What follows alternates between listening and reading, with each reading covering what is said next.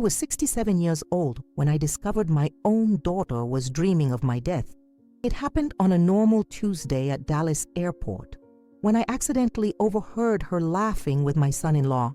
When she dies, we sell everything and go to Europe. It'll be our freedom at last. Those words shattered my world in an instant. The house my late husband and I had built with our bare hands, the memories we'd created, the love I thought would protect me in my final years, all of it meant nothing to them. I was just an inconvenient obstacle between them and their European adventure. But what they didn't know was that this helpless old woman wasn't going to be the silent victim they expected. As their plot to hasten my demise grew more sinister, I realized I had a choice: surrender to their betrayal or fight back in ways they could never imagine. What happens when the prey becomes the predator? Follow my channel to find out those shocking truths. Like this video, and tell me in the comments where you're watching from. This story of betrayal and revenge will leave you breathless until the very end. I was 67 years old when I discovered my own daughter was dreaming of my death. It hit me like a freight train, the kind that doesn't slow down when it sees someone on the tracks. That fateful morning at Dallas-Fort Worth International Airport, I was just another gray-haired lady with a small rolling suitcase, invisible among the sea of travelers. The metallic voice announcing departures echoed through the terminal, mixing with the smell of burnt coffee from the nearby cafe. My heart was light with anticipation. I was finally going to visit Marge, my college roommate, who I hadn't seen in nearly 20 years. "Gate B14 is now boarding," announced the overhead speaker. I stopped to check my boarding pass when I heard it. My daughter Catherine's voice. Not directed at me, no. She didn't even know I was there. "When she dies, we sell everything and go to Europe. It'll be our freedom at last." The words came from behind a column where Catherine and my son-in-law David stood huddled together, their backs to me. I froze, my hand clutching my chest as if trying to hold my heart in place. "I know, baby," Catherine replied, her voice light, almost giddy. "Mom's house alone must be worth at least $400,000 now. That neighborhood has exploded in value. And she doesn't even appreciate it," David scoffed. "All she does is complain about the property taxes." I stepped back, concealing myself behind a bank of chairs. My legs trembled beneath me like autumn leaves in a storm. The wooden farmhouse that Frank and I had built with our bare hands, where we'd raised our children through freezing Texas winters, where we'd loved and fought and grown old together. To them, it was just dollar signs. Just a stepping stone to their European adventure. "How much longer do you think?" David asked, his voice lowered but still audible in the morning airport lull. Catherine sighed. "Mom's been slowing down. Her memory's not what it used to be." "Your mom's tough as old boots," David replied. "Could be years." "Well, Dr. Morris said with her heart condition, we shouldn't get our hopes up for too long." Catherine's laugh, the same laugh I'd cherished when she was 5 years old riding her first bicycle, now sliced through me like a blade. My throat closed up. Heart condition? Dr. Morris? I'd only seen him once, for routine blood pressure medication. What conversations had they been having behind my back? I watched them walk away, arm in arm, heading towards the security line. My daughter, with her honey blonde hair, just like mine had been once, and her tall, distinguished husband in his expensive suit.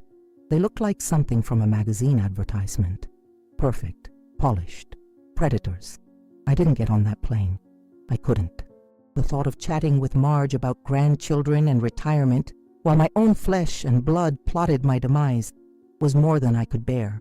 I turned away from the gate, my suitcase suddenly as heavy as a coffin, and made my way to the exit. I caught the Greyhound back home. While the bus cut through the gray Texas highways, my tears fell silently, soaking the collar of my blouse. Through the window, I watched the familiar landscape blur past. The stretches of farmland, the billboards advertising truck stops and barbecue joints, the vast emptiness that had always felt like freedom, but now felt like abandonment. "You okay, ma'am?" the young man seated across from me asked, offering a paper napkin. I nodded, taking it with trembling fingers. Just heading home earlier than expected. As the miles rolled by, A bitter seed took root deep within my chest. I'd been naive, thinking that love was enough to keep family loyal. I'd been a fool, believing that sacrificing everything for my children would mean they'd value me beyond what material things I could provide them. I remembered Frank's words when Catherine had married David. "That boy's got $signs where his eyes should be," he'd said. I defended David, accusing Frank of being old-fashioned and judgmental. Frank would have been heartbroken to know he was right. By the time the bus pulled into the station, something had hardened inside me.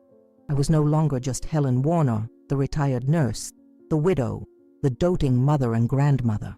I would not be the silent victim they imagined me to be, the inconvenient old woman whose only remaining value was in her death. They thought they knew me. They thought I was predictable, malleable, easy to deceive. They had no idea what I was capable of. As I walked up the pathway to my empty house, I made a silent promise to myself and to Frank's memory. This betrayal wouldn't stand. The game they had started I would finish, and they would never see me coming. Back in my silent living room, I felt like a stranger in my own home. The familiar scent of dust on the curtains and old wood from the floorboards now seemed to mock me. I sat in Frank's chair, the worn leather recliner he'd refused to replace, even when the stuffing began to peek through the seams. Running my fingers along its arm, I could almost feel the ghost of his hand beneath mine. "What would you do, Frank?" I whispered to the empty room. The silence that answered felt heavier than ever before. The betrayal by Catherine and David wasn't the first time family had turned on me. My mind wandered back to another painful memory, one I'd tried to bury deep but now resurfaced with renewed clarity. 7 years ago, my nephew Marcus, my sister's boy, had come to me with tears in his eyes and a story that would break anyone's heart. His wife was pregnant, they were behind on rent, and the hospital bills were piling up. He just needed a little help to get through. He promised. "Just a small loan. It's only $5,000, Aunt Helen," he'd said, sitting at my kitchen table, his hands wrapped around a mug of coffee I'd made him. "I swear I'll pay back every penny." I can still see his face. Those earnest brown eyes, so much like my sister's. He'd been such a sweet boy, always bringing me wild flowers he'd picked when he visited during summers. I remembered how he'd helped Frank repair the porch steps without being asked, whistling while he worked. So I gave him my savings, money Frank and I had put aside for emergencies, money that represented countless extra shifts at the hospital, nights I'd spent on my feet until my varicose veins throbbed with pain, holidays missed with my own children. "Just a temporary loan," Marcus had promised, squeezing my hand gratefully. Not a single penny ever came back. The calls stopped. The visits ceased. When I finally drove to his apartment, I discovered they'd moved with no forwarding address. My sister claimed ignorance, but the way she avoided my eyes told me everything I needed to know. That night, I learned that blood doesn't guarantee loyalty. A painful lesson at 60, but perhaps a necessary one. I got up from Frank's chair and walked to the hallway closet, pulling out the suitcase I hadn't even unpacked. As I lifted it onto the bed, a small frame tumbled out. Frank's photograph that I always traveled with. His kind eyes looked back at me, crinkled at the corners from decades of laughter. The sight of him in his favorite flannel shirt, taken just a year before the cancer took him, brought both comfort and pain. "You need to be stronger than them," I could almost hear him say in that gravelly voice of his. Frank had always been my backbone when my own felt too weak to hold me upright. I remembered something David had said at Thanksgiving dinner last year. We were discussing Mrs. Abernathy down the street, who had just celebrated her 90th birthday. "Who wants to live that long anyway?" David had remarked, carving the turkey with precise movements. "The elderly become such a burden. The way I see it, whoever lives too long weighs down too many people." Catherine had given him a sharp look, and he'd quickly added, "Present company excluded, of course." "Helen." I'd laughed it off then, thinking it was just his usual tactlessness. Now the memory took on a sinister hue. It wasn't a thoughtless comment. It was a reflection of how he truly felt, how they both felt. As I hung my travel clothes back in the closet, my hand brushed against something in my jacket pocket, an envelope I'd received just before my planned trip. I'd forgotten about it in the shock of what happened at the airport. The return address made my heart skip. Dr. James Elliott. I pulled out the letter with trembling fingers, sitting on the edge of my bed to read it. James Elliott, a name from decades ago. A young man I'd cared for during my early days as a hospital nurse. He'd been admitted with severe pneumonia, a penniless medical student with no family to help him. I'd snuck him extra blankets, brought him homemade soup when hospital food turned his stomach, and stayed after my shifts to make sure he took his medicine. The letter was typed on formal letterhead from Elliott Medical Center in Houston. Dear Mrs. Warner, I hope this letter finds you well. It has been many years since our paths crossed at Mercy General, but I have never forgotten your kindness during the darkest period of my life. I recently learned you still live in the Dallas area, and I find myself needing to speak with you on a matter of some importance. I will be in Dallas next week and would very much appreciate the opportunity to meet. There is something I believe only you can help me with. Respectfully yours, Dr. James Elliott, M.D. I folded the letter carefully, a strange uneasiness settling over me. What could he possibly want after all these years? Was this a genuine reaching out from the past? Or was it connected to my current situation? The timing seemed too coincidental. As the afternoon light faded from my bedroom window, I felt a strange mix of fear and determination take hold. Everyone wanted something from me, my house, my death, my help. But this time, I wouldn't be the naive woman giving everything and receiving nothing. This time, I would be the one making the rules of the game. The morning after my discovery at the airport dawned gray and drizzly, matching my mood perfectly. I sat at my kitchen table, a cup of chamomile tea growing cold between my hands, weighing my options carefully like measuring ingredients for a delicate recipe. I could confront Catherine and David directly, lay my cards on the table and watch their faces as they scrambled to explain away their cruel words. The thought of Catherine's stammering excuses made my stomach turn. Or I could keep silent, pretend I knew nothing, and use that silence to protect myself while I figured out just how deep their betrayal went. In my 67 years, I'd learned that sometimes silence is the most powerful weapon. When you're quiet, people reveal themselves. They get comfortable, they make mistakes. Silence it is, I whispered to the family photos lining my refrigerator. Catherine's graduation picture smiled back at me, her cap slightly askew, her eyes bright with promise and potential. Where had that daughter gone? When had she transformed into someone who could laugh about my death? With shaking hands, but a resolute heart, I reached for my address book and found the number for Lawrence Greenberg, the attorney who had handled Frank's will. I hadn't spoken to him in years, but this couldn't wait. Helen Warner, he greeted warmly when his secretary put me through. It's been too long. How are you faring? I need to change my will, Lawrence, I said, cutting through the pleasantries. As soon as possible. There was a pause on the line. I see. May I ask what's prompted this? I closed my eyes, the pain of my daughter's betrayal washing over me afresh. Let's just say I've had a change of heart about certain beneficiaries. He didn't press further. Lawrence had been a friend of Frank's since college. He understood discretion. We made an appointment for the following day, and I hung up feeling a strange mixture of sorrow and satisfaction. The first piece of my silent rebellion was in motion. After the call, I found myself wandering through the house, touching surfaces as if to remind myself this was still my home, my domain. In Frank's old office, untouched since his passing 3 years ago, I pulled open the bottom drawer of his desk, where we kept important documents. Dust motes danced in the beam of sunlight streaming through the window as I rifled through yellowed papers. My fingers trembled when they found what I was looking for. The original deed to our property, dated June 12, 1979. I traced Frank's signature, remembering the day we signed these papers. We were so young then, so full of dreams.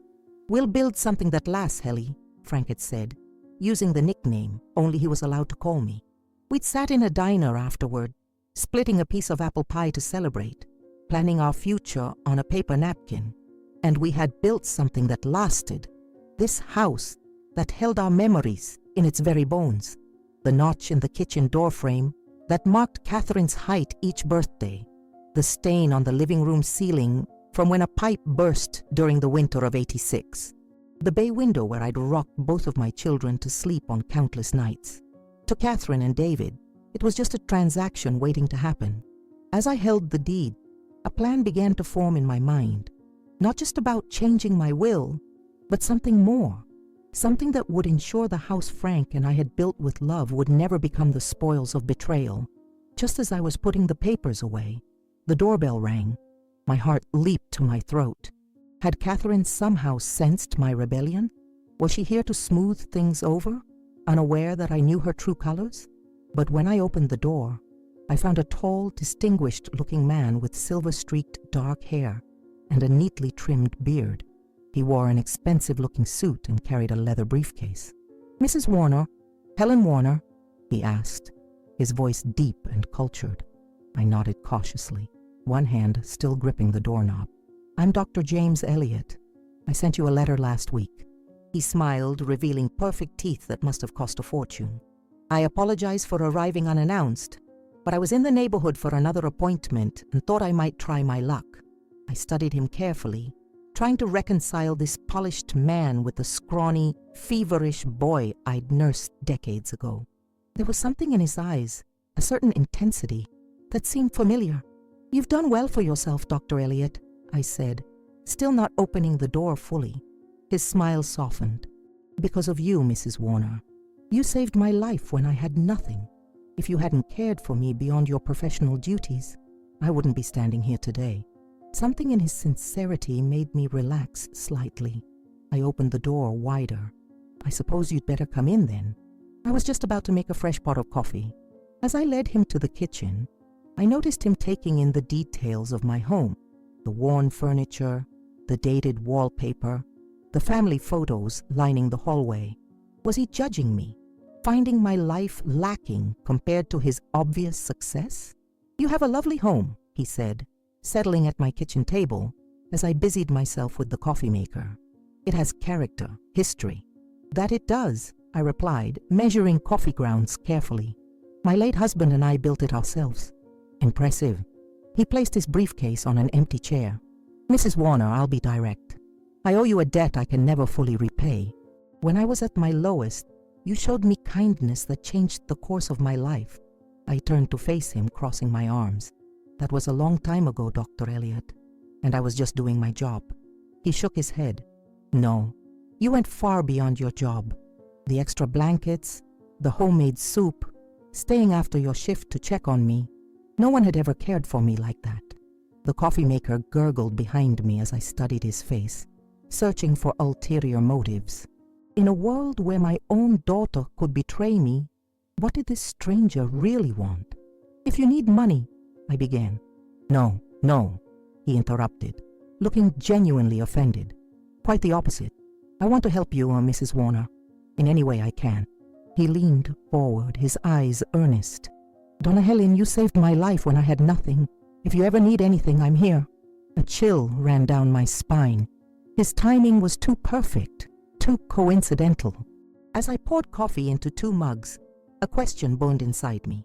What was really driving this man to appear on my doorstep now, just when my world was falling apart? The next morning, I was in my garden, tending to my tomato plants with hands that knew this soil as intimately as they knew the lines of my own face. The earth was cool and damp beneath my fingers, still wet from yesterday's rain. Gardening had always been my refuge, a place where life still made sense, where care and attention yielded predictable results.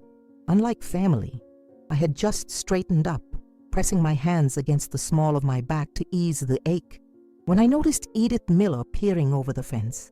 Edith had been my neighbor for nearly 30 years, a busybody certainly, but also the closest thing I had to a friend on this street since her husband Robert had passed away. "Helen," she called, waving a garden glove. "Got a minute?" I nodded, brushing soil from my knees as I walked toward her. Edith's face was pinched with that expression she wore when she was bursting with gossip she considered too important to keep to herself. "Just wanted to check on you," she said, her voice dropping to that confidential tone that always preceded her most devastating revelations, especially after what I heard at the Hendersons' barbecue last weekend. My stomach tightened. And what was that, Edith? She leaned closer, the brim of her sun hat casting a shadow across her face. Well, Catherine was there with David. You know how she gets after a couple of glasses of wine? Edith hesitated as if suddenly unsure. Go on, I prompted, my throat dry despite the humid morning air. She was telling Karen Henderson that she's worried about you. Said you've been losing your mind, were her exact words. Edith winced as she delivered this blow. Said you'd been forgetting things, getting confused. She mentioned something about arrangements that might need to be made soon. The world tilted sideways for a moment. I gripped the fence post to steady myself, the rough wood digging into my palm. Helen, are you all right?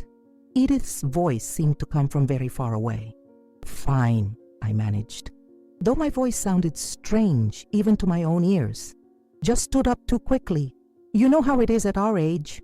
Edith nodded sympathetically, but her eyes remained sharp with curiosity. Well, I told her she was talking nonsense. I see you every day, and there's nothing wrong with your mind. She patted my hand. But I thought you should know what's being said. Thank you, I whispered, already turning away, desperate to hide the tears that threatened to spill over. Back inside my house, I slumped into a kitchen chair, my body suddenly heavy with the weight of this new betrayal. Not content with plotting to sell my home after my death, Catherine was now laying groundwork to question my competence, to have me declared incompetent perhaps, to take control of my assets while I was still breathing.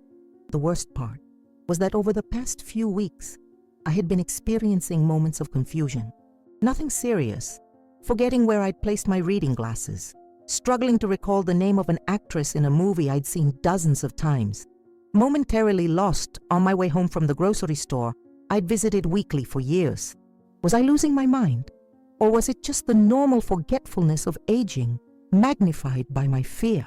As if summoned by my darkest thoughts, a wave of dizziness washed over me. The kitchen seemed to spin around me, the familiar yellow walls blurring into a sickening carousel. I gripped the edge of the table, waiting for the sensation to pass, willing my body to obey me.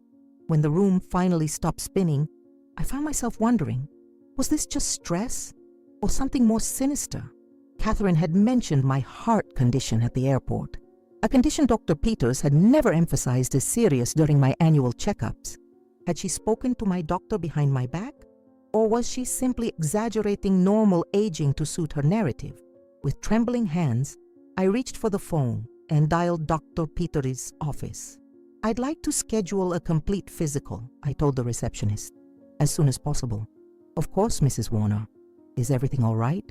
She sounded concerned. Marcy had been working for Dr. Peters since I'd started going to him 15 years ago. Just being cautious, I replied, trying to keep my voice steady. And Marcy? I'd appreciate if you didn't mention this appointment to my daughter if she calls. She worries too much. There was a slight pause before Marcy agreed, and I wondered if Catherine had already been in touch with the office. That night, sleep eluded me. I tossed and turned, my mind racing with questions and suspicions. Every creak of the old house made me start, as if Catherine and David might be creeping through the hallways, assessing what they could sell, planning where to dispose of me. Around 3 a.m, the shrill ring of the telephone cut through the silence like a knife. My heart nearly stopped as I fumbled for the receiver in the dark. Hello? I whispered, my voice hoarse with fear. There was silence on the other end for a moment. Then a man's voice, low, unfamiliar. Be careful who you trust, the voice said. Not every show of gratitude is sincere. Who is this? I demanded, but the line went dead. I sat up in bed, clutching the phone to my chest, my nightgown damp with sweat despite the cool air from the window. The warning echoed in my mind. Be careful who you trust. Was it about Dr. Elliot? His sudden reappearance in my life seemed too convenient, too perfectly timed. A wealthy doctor claiming to want to repay a decades-old debt of gratitude, just as my own family was plotting against me. Or was the call about my own family, Catherine's concerned facade hiding her true intentions? As dawn's first light began to filter through my curtains, I made another decision. I would trust no one completely. Not family, not old patients, not even my own perceptions. I would keep my own counsel, watch, and wait. The only person I could rely on now was myself. Catherine called that Sunday, her voice dripping with forced cheerfulness through the phone line. "Mom, we're coming for dinner tonight. David's bringing that lasagna you like from Salvatore's." I closed my eyes, picturing her standing in her spotless kitchen, perhaps twirling a strand of hair around her finger, like she'd done since childhood. Once, that gesture had seemed endearing. Now it felt calculated, a remnant of the little girl she'd weaponized against me. "That sounds lovely, dear," I replied, matching her false brightness. "I'll make a salad." When they arrived at 6, I watched them through a new lens, studying their movements like an anthropologist observing a strange and potentially dangerous tribe. Catherine kissed my cheek, her expensive perfume lingering in the air between us. David patted my shoulder with his large hand, his gold watch glinting under my dining room light. "You're looking well, Helen," he said, but his eyes assessed me clinically, as if checking whether I'd deteriorated since he'd last seen me. "Thank you, David. I'm feeling quite spry these days," I lied, ignoring the dull ache in my joints and the fatigue that had been my constant companion since the airport revelation. We settled at the dining table, the same oak table where I'd helped Catherine with her math homework, where Frank and I had played endless games of gin rummy on rainy evenings, where our family had gathered for decades of birthdays and holidays. Now it felt like a stage set for an elaborate performance where we all played our assigned roles. "So, Mom," Catherine began, spooning salad onto her plate, "have you thought more about seeing that specialist Dr. Peters recommended for your memory issues?" I nearly choked on my water. Dr. Peters had recommended no such thing during my last visit. "I don't recall him suggesting a specialist," I said carefully, watching her face. Catherine and David exchanged a look, quick but unmistakable.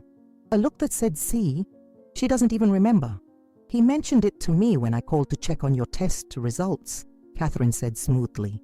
"He thought it might be good to rule out any cognitive concerns." My fork clattered against my plate. "You called my doctor about my test results? Without my permission?" Catherine's smile didn't waver, but her eyes hardened slightly. "Mom, don't be silly. I'm just looking out for you. You authorized them to discuss your health with me years ago, remember? After Dad died. Had I? Perhaps I had in those foggy months after Frank's passing, when getting out of bed had seemed an insurmountable task. But that had been for emergencies, hadn't it? Not for Catherine to go fishing for information. Besides, David interjected, cutting his lasagna into precise squares, "We worry about you living here all alone. This house is so much maintenance for someone your age." "I manage just fine," I said stiffly. "Of course you do, Mom," Catherine soothed, reaching across to pat my hand. Her touch felt like a brand on my skin. "But wouldn't it be nice not to have to worry about leaky faucets and property taxes? There are some lovely retirement communities near us. Much more appropriate." The word hung in the air between us. Appropriate. As if my home of 40 years was suddenly inappropriate for me. "I'm not ready for a retirement home," I said, pulling my hand away from hers. "Not a home, Mom. A community," Catherine corrected, her tone slipping into that patronizing register people use with children and the elderly. "Independent living. You'd have your own apartment, activities, friends your own age, and they'd have my house." The subtext was clear as crystal. As the evening progressed, I noticed other small signs. Catherine's eyes darting to the antique grandfather clock in the corner and lingering there, assessing its value perhaps. David asking casual questions about whether I still had all those old stock certificates Frank used to keep in the safe. The way they both seemed to catalog items in the living room with their eyes when they thought I wasn't looking.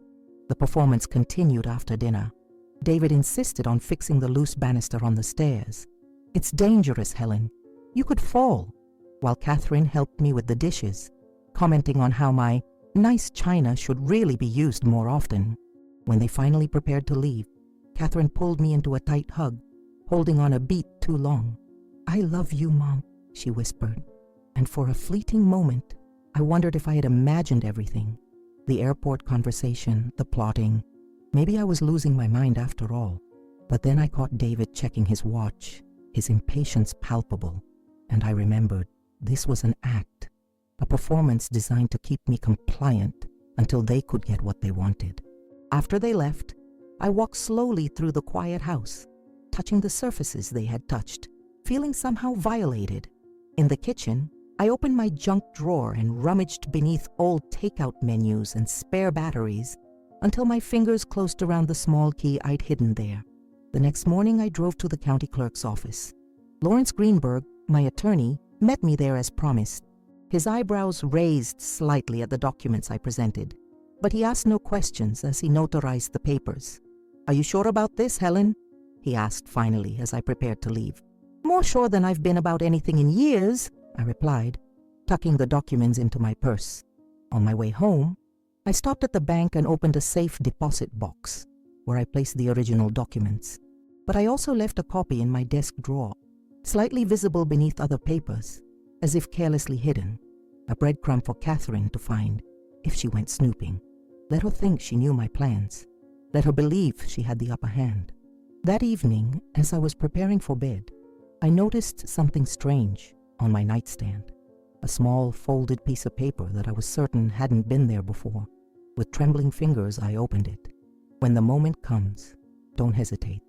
The handwriting was unfamiliar, neither Catherine's looping script nor David's precise printing. I sat heavily on the edge of my bed, the note clutched in my hand. Someone had been in my house, in my bedroom.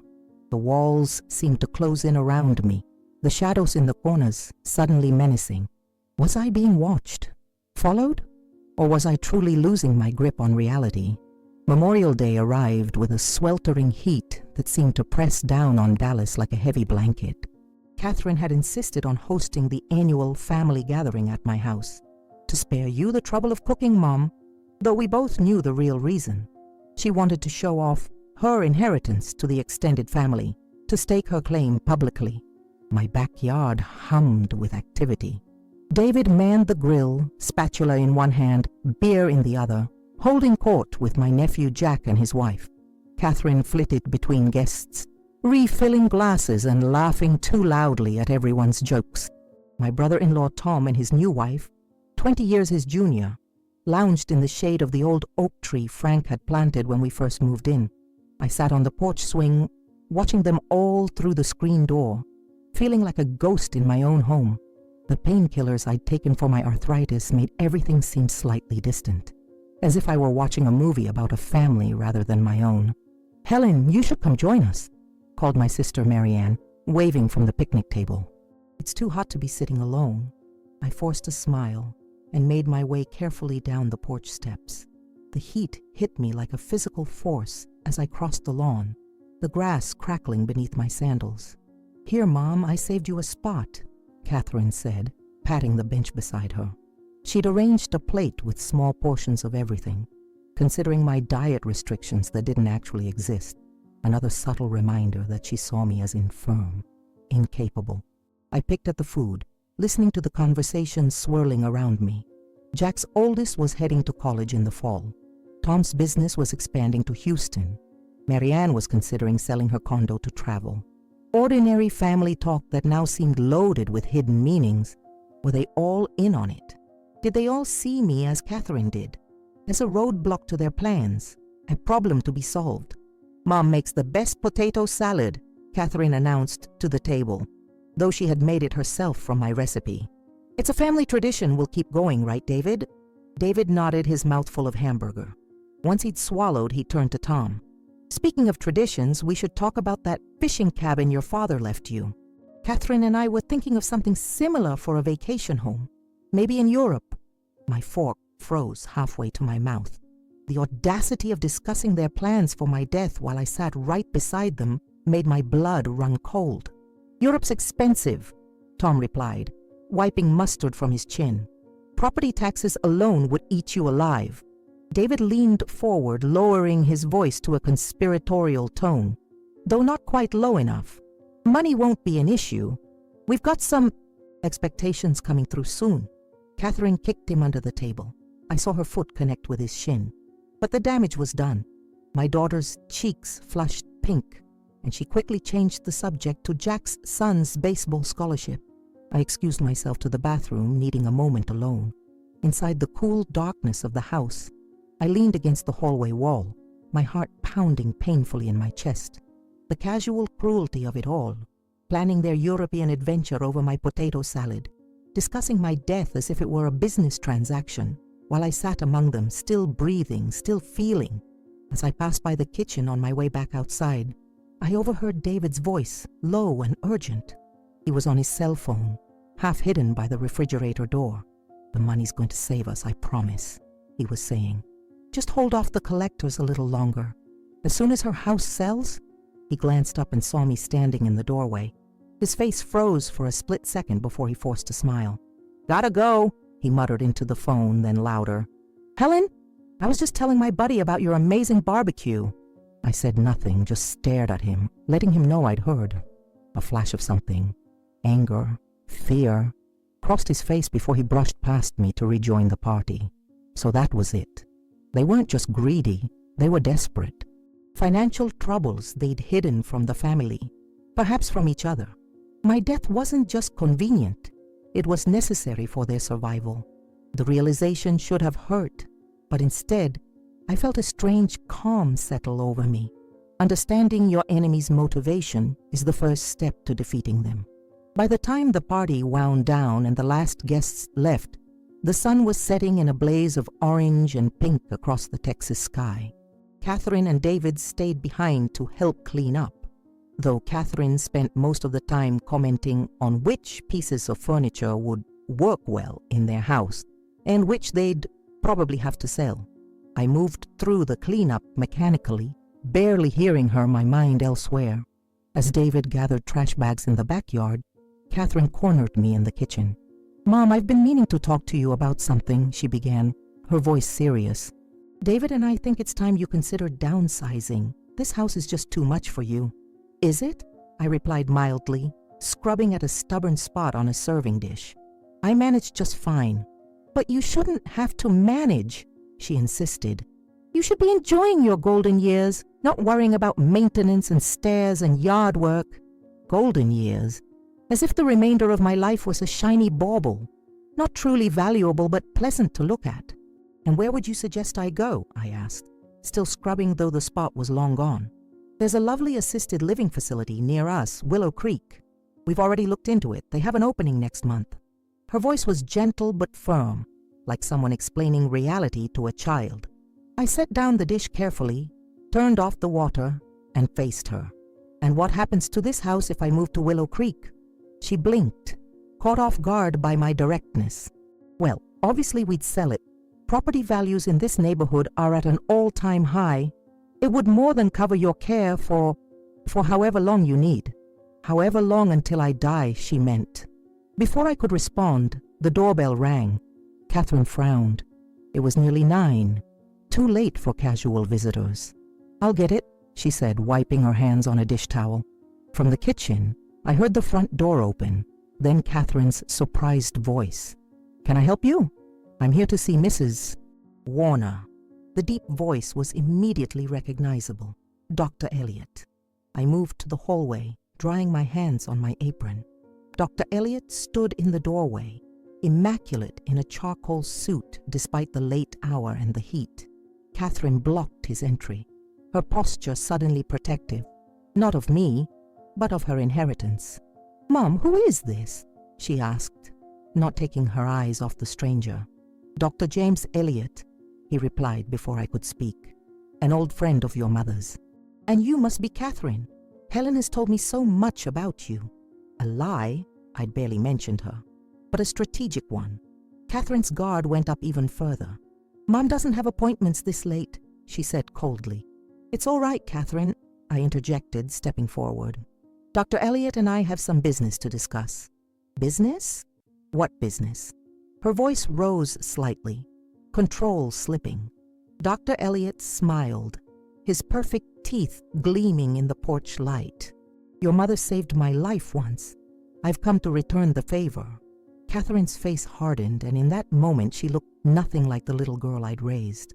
This was a stranger calculating risks and losses, seeing Dr. Elliot as a threat to her plans. "Well, it's getting late," she said finally. "Mom, we should finish cleaning up. Perhaps Dr. Elliot could come back another time." Dr. Elliot turned to me, one eyebrow raised slightly. "Would you prefer I come back tomorrow, Mrs. Warner?" I looked between them, my daughter, with her false concern and real greed, and this man from my past with his mysterious intentions. "No," I said firmly. "Catherine, you and David can go home. Dr. Elliot and I have things to discuss." The days after Memorial Day blurred together like watercolors left in the rain. My dizziness worsened. Twice I found myself standing in rooms with no memory of why I'd entered them. Once, terrifyingly, I discovered I'd left the stove burner on for hours, the empty kettle scorched black. Was I truly losing my mind, or was something else happening? The morning appointment with Dr. Peters did little to reassure me. His office felt colder than I remembered, the examination room sterile and unwelcoming under the harsh fluorescent lights. "Your blood pressure is elevated, Helen," he said, removing the cuff from my arm. He'd been my doctor for 15 years, but lately he seemed distant, clinical. "And these dizzy spells you're experiencing concern me. Could it be my medication?" I asked, rubbing my arm where the cuff had squeezed too tightly. He glanced at my chart, frowning. "Possibly. But at your age, we need to consider other factors. Cognitive decline, mini-strokes." He let the sentence hang in the air between us like a guillotine blade. "I'm not losing my mind," I said firmly, though doubt gnawed at the edges of my conviction. Dr. Peters sighed, removing his glasses to clean them with the edge of his white coat. "Catherine mentioned you've been experiencing memory issues, confusion, perhaps even some paranoia." My blood ran cold. "You've been discussing my case with my daughter, without my consent?" "She's concerned about you, Helen, and as your healthcare proxy." "I never made her my healthcare proxy," I interrupted, my voice sharper than I intended. Dr. Peters blinked, looking uncomfortable. "According to our records, you did, after your husband passed. Catherine brought in the paperwork herself." The room seemed to tilt around me. Had I signed something in those grief-stricken months after Frank's death? Had Catherine slipped something in with the insurance forms and bills she'd helped me manage? Or had she forged my signature? "I'd like copies of those documents," I said, my voice barely above a whisper. Of course, Dr. Peters seemed relieved to have a concrete task. "I'll have Marcy prepare them for you. In the meantime, I'm adjusting your medication and referring you to a neurologist, just to be safe." I left his office with a new prescription and a growing sense of dread. The hallway stretched before me like a tunnel, the exit sign at the end blurring as tears filled my eyes. I was being erased, piece by piece, my autonomy, my sanity, my very existence, while I was still breathing. At home, I stood in my kitchen, staring at the pills Dr. Peters had prescribed. The label warned of possible side effects: dizziness, confusion, memory problems. Exactly the symptoms Catherine had reported, the symptoms that had appeared shortly after she'd begun helping me with my medication. With shaking hands, I dropped the pills into the garbage disposal and flipped the switch, listening to them grind away to nothing. Then I hid my old medication in an empty vitamin bottle, determined to see if my symptoms improved. That night, as I was about to get into bed, the telephone rang. Catherine's number flashed on the caller ID. "Mom, just checking you took your new medication," she said without preamble. Dr. Peters called to let me know about the change. The casual way she monitored my medical care sent a chill down my spine. "Yes, dear," I lied. "Just took it. Good. It should help with your confusion." She hesitated. "Mom, David and I have been talking. We think it might be time to consider a more supervised living situation for your safety." My safety? As if they cared about anything beyond my property value. "I'm perfectly safe here," I replied, keeping my voice neutral despite the anger bubbling beneath the surface. "But you're not, Mom. The stove incident could have burned the house down. What if you fall? What if you wander off? No one would know until it was too late." Each question hammered another nail into the coffin they were building for me. A coffin lined with concerned smiles and false solicitude. "I'll think about it," I said, simply to end the conversation. That night's sleep eluded me. I lay awake, staring at the ceiling, feeling like a prisoner in my own home. My sanctuary had become a battlefield, and I was losing ground every day. Just before dawn, I drifted into a fitful sleep, only to be startled awake by a crash from the kitchen. Heart pounding, I reached for Frank's old baseball bat that I'd started keeping beside the bed. Clutching the bat, I crept down the hallway. The tile floor was cold beneath my bare feet as I peered around the corner into the kitchen. A glass lay shattered on the floor, water spreading in a dark puddle across the linoleum, but no intruder, no sign of how the glass had fallen. As I knelt to clean up the shards, a wave of dizziness hit me, so powerful that I collapsed, my cheek pressing against the cool floor. The room spun violently around me, sounds distorting as if I were underwater. I'm dying, I thought, panicked. This is how it ends. But then slowly, the spinning subsided. I pushed myself up, glass cutting into my palms, blood mixing with water on the floor. This wasn't normal aging. This wasn't dementia. Something was very wrong. With trembling hands, I reached for the telephone and dialed the number Dr. Elliot had left me. "Mrs. Warner," he answered on the second ring, sounding fully awake despite the early hour. "What's happened?" "I need help," I whispered, my voice breaking. I think someone is trying to kill me." There was a pause on the line. "I'll be there in 20 minutes. Touch nothing else. Eat nothing. Drink nothing." True to his word, Dr. Elliot arrived exactly 20 minutes later. He helped me to the living room sofa, then returned to the kitchen with a small black bag. I watched as he collected samples of the water from the puddle, the remaining liquid in the pitcher, even residue from my unwashed dinner plate. "You believe me?" I asked, surprised by his methodical approach. Everyone else had been so quick to dismiss my concerns as paranoia. "I believe someone with a great deal to gain from your death might not be willing to wait for nature to take its course," he replied, carefully labeling each sample. "How long have you been experiencing these symptoms?" I thought back. "A few weeks. Since—" I hesitated, embarrassed to admit I'd been eavesdropping. "Since you overheard your daughter and son-in-law planning to sell your house after your death," he finished for me. I stared at him, stunned. "How did you know that?" "Doctor." Elliot's expression softened. "Because your daughter came to see me, Helen, at my clinic. She wanted to know if I would be willing to assess your competency." Discreetly, the betrayal cut deeper than I thought possible, like a knife slipping between my ribs to pierce my heart directly. My own daughter, orchestrating my mental decline, perhaps even my death. "What did you tell her?" I whispered. "I told her I'd need to examine you thoroughly first." She seemed disappointed. He sealed the last sample. "I'll have these analyzed immediately.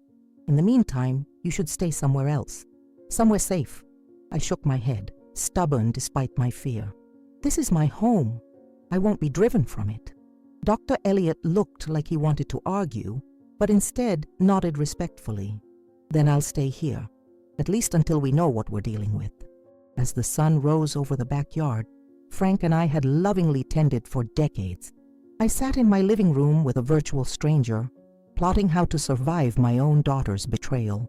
I had reached the bottom of a pit I never imagined existed, trapped between losing my mind and losing my life, unsure which fate my flesh and blood had planned for me. On the day of my death, or what Catherine and David believed would be my death, the summer sky over Dallas was a perfect cloudless blue, the kind of sky Frank and I used to marvel at on Sunday drives, back when gas was cheap and our dreams still stretched endlessly before us. Dr. Elliot's tests had confirmed my worst fears. Traces of a sedative in my water pitcher, my teacups, even my nightly pills, carefully opened and laced with enough to disorient but not quite kill. A slow poisoning designed to mimic dementia, to make my accident seem inevitable rather than orchestrated. We had gone to the police, of course. The detective, a woman about Catherine's age with tired eyes and a skeptical expression, had listened politely, taken samples for the lab, and promised to investigate. But without proof of who had administered the drugs, There was little they could do beyond wait for another attempt. It would be your word against hers, the detective had explained gently, and given the concerns about your mental state that have been documented by your physician, Doctor. Elliot had argued forcefully on my behalf, presenting his credentials and evidence, but I could see the doubt in the detective's eyes. A paranoid old woman versus a concerned daughter. It was clear which narrative seemed more plausible to her. So we had formulated our own plan, a trap baited with the one thing Catherine and David couldn't resist, my imminent death and the fortune they believed would follow. Lawrence Greenberg had been essential to the scheme, though his ethical qualms had been obvious in the deep furrows of his brow as he prepared the documents. "You understand what you're doing, Helen?"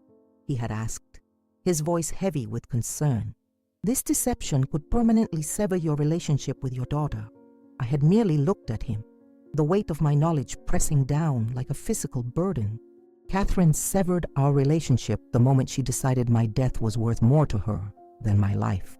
Now as I lay in my bed, the afternoon sun casting long shadows across the quilt Frank's mother had made for our wedding, I listened to the sounds of the house, the familiar creaks and sighs of old wood settling, the distant hum of traffic on the main road, and the new ominous sound of my daughter moving through the rooms below. Doctor. Elliot sat in a chair by the window, ostensibly reading a medical journal, but actually watching the driveway for David's arrival. We had timed everything carefully. Catherine had arrived first, responding to my weak, slurred phone call about feeling strange and confused. Symptoms she had been manufacturing for weeks, now finally manifesting authentically, or so she thought. I heard her footsteps on the stairs, then a gentle knock at my bedroom door. "Mom, can I come in?" Her voice was soft, concerned, the voice of a loving daughter worried about her ailing mother. "Yes, dear," I called weakly, and Dr. Elliot slipped silently into my bathroom, out of sight but within earshot. Catherine entered carrying a tray with tea and toast, a perfect tableau of filial devotion. She had dressed carefully for this performance in a modest navy dress, her hair pulled back in a simple ponytail, her makeup understated. The grieving daughter costume, prepared in advance.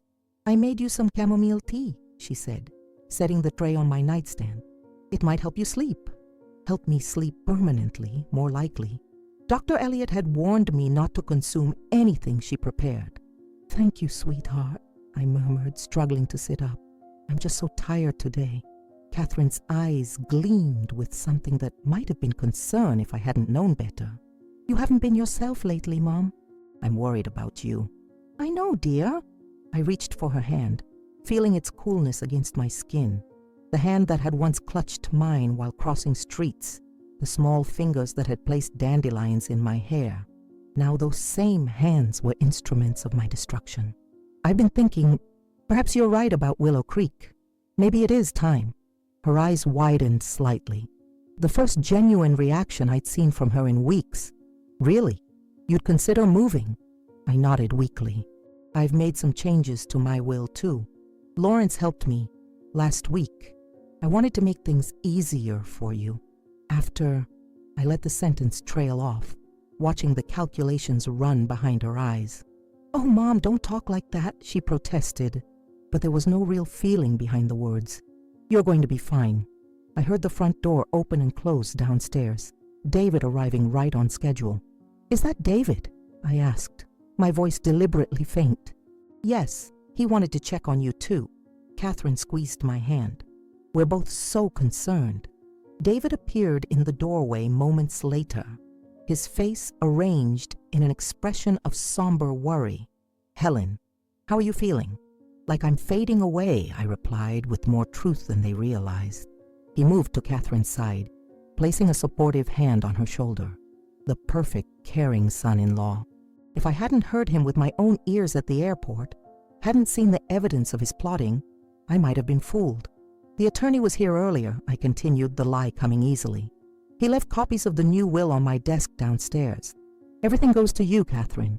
The house, Frank's pension, everything. I want you to have it all. To be free." The word hung in the air between us. Free. The same word that David had used at the airport. I saw recognition flicker in Catherine's eyes, followed quickly by confusion and the faintest trace of suspicion. "You should rest now, Mom," she said, carefully adjusting my pillows. "The tea will help you sleep." "Will you both be here when I wake up?" I asked, injecting a childlike vulnerability into my voice.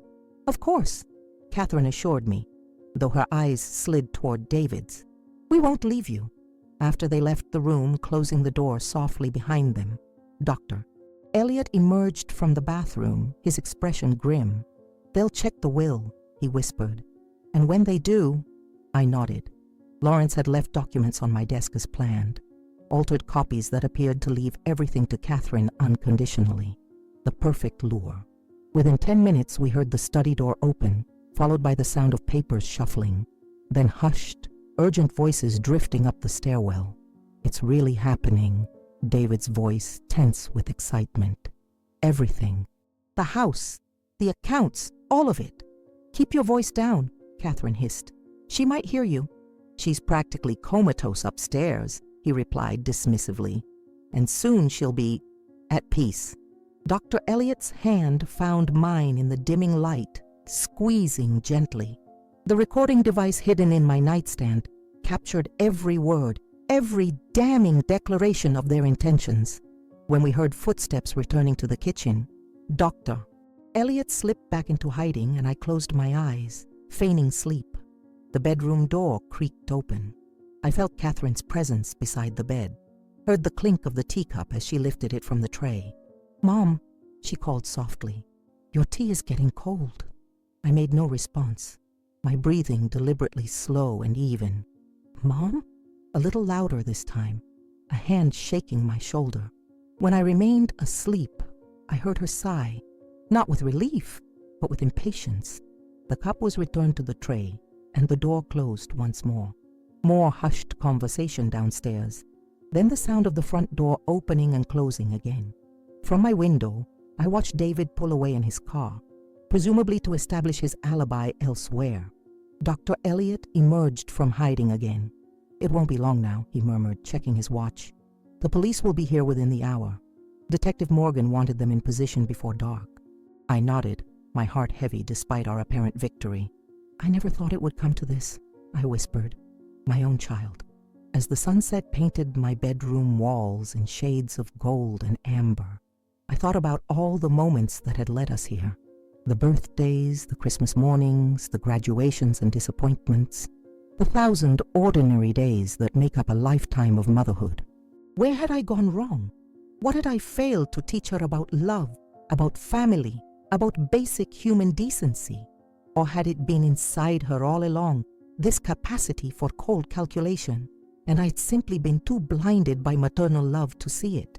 The day of my death ended not with my final breath, but with the click of handcuffs around my daughter's wrists as she was led from the house, shocked and sobbing, protesting her innocence even as the recording of her own voice condemned her. I watched from the window, an invisible ghost in what they had planned to be my final resting place, as Catherine looked back at the house one last time before being placed in the police car. Our eyes met across the darkening yard, hers wide with disbelief, mine dim with a grief deeper than any I had known before. In that moment I realized a terrible truth. Sometimes the death of love is far more painful than the death of the body could ever be. They say blood is thicker than water, but sometimes the people who should love us the most become the architects of our deepest pain. My story isn't just about betrayal or revenge. It's about what happens when we're forced to confront the unthinkable truth that those we raised with love might value our death more than our life. What would you have done in my place? Would you have confronted them immediately, or like me?